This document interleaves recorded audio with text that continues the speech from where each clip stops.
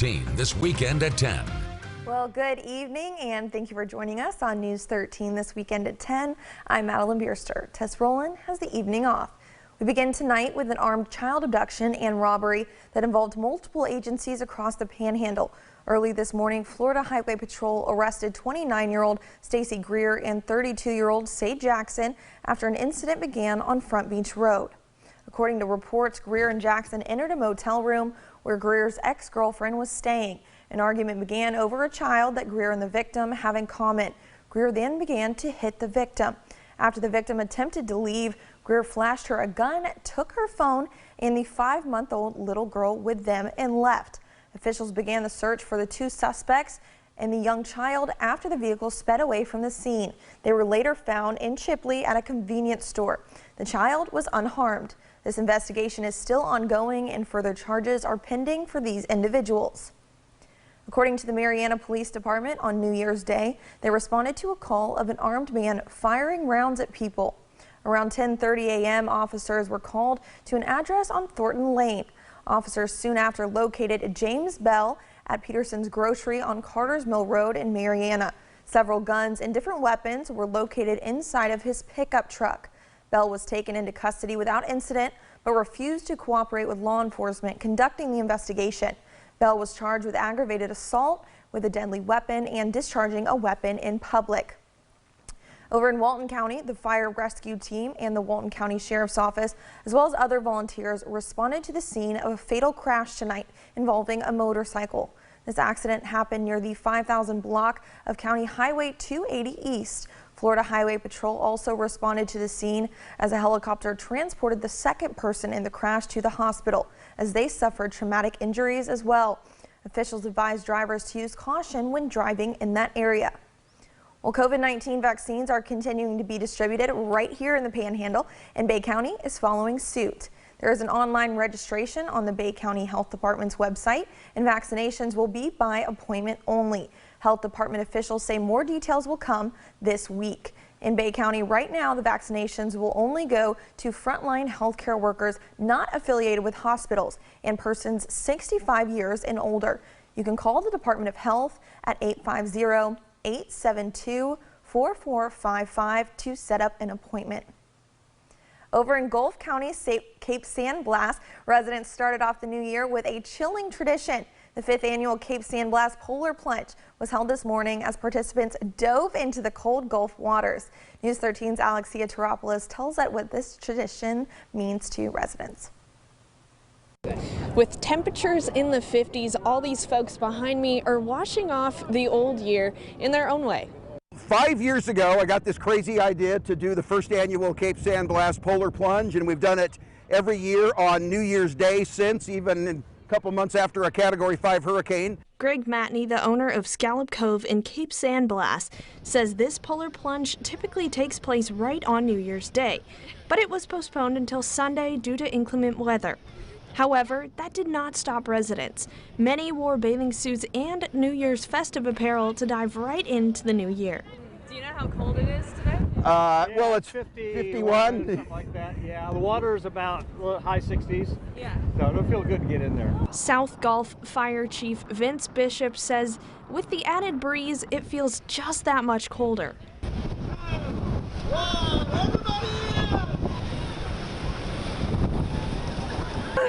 You're a little chilly when you first get out. It was awesome. It's a little cold, but it's actually warmer than the air, and it's a good way to get rid of the old and bring in the new. You sit there and you say, I'm not getting out because it's colder in the air. You jump out and grab a towel and wrap up and grab some coffee. Yeah, grab something warm to drink. Matney says he hopes 2021 brings along health and happiness, as well as the safety and comfort of having group gatherings once again.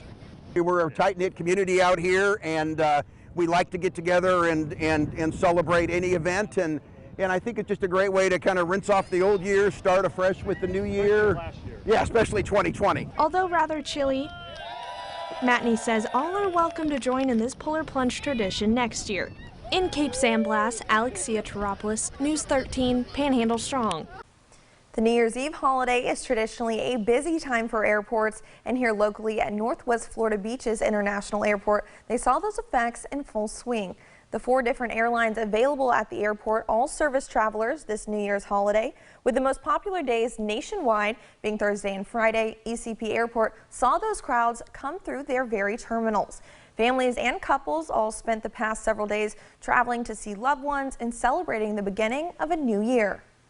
The airlines and the airports do everything to make everybody feel safe as traveling, and as a result, this is what you see is an increased number of people flying, and we hope to see that to continue at our airport and worldwide.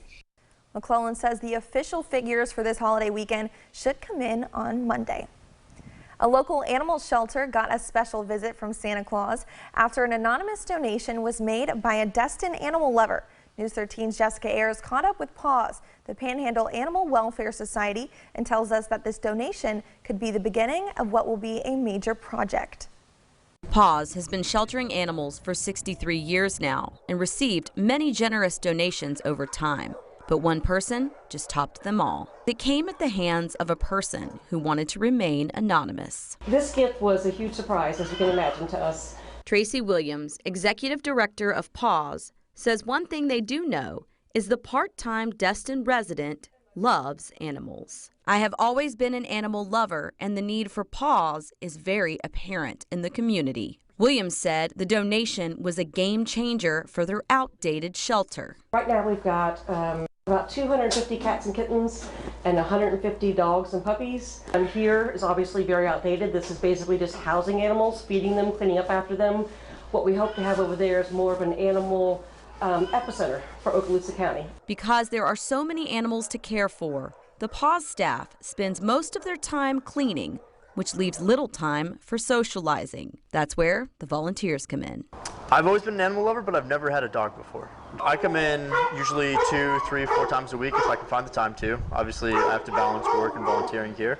The more that we can help out with them and more we can socialize them, the easier it is for them to get adopted. Emma Eulaberry, PAWS adoption counselor, says many animals need a home, but those looking to adopt must meet the criteria first. We make sure that you either own your home, or if you're renting, you have rental permission, and that if you have any other animals, that they're up to date on vaccinations and if they're spayed or neutered, and really just making sure that overall you can fulfill what the dog needs. Williams says the large donation was a lot and greatly appreciated, but they still need to raise plenty of money for the future.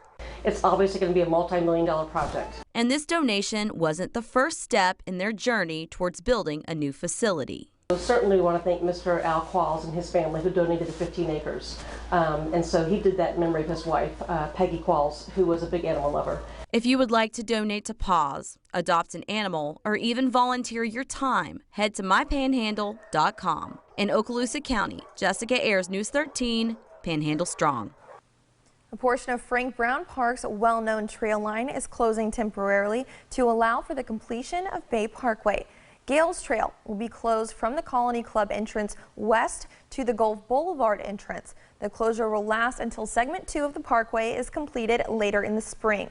The trail will be raised approximately 5 feet and will be safer for bikers and joggers after the construction is complete.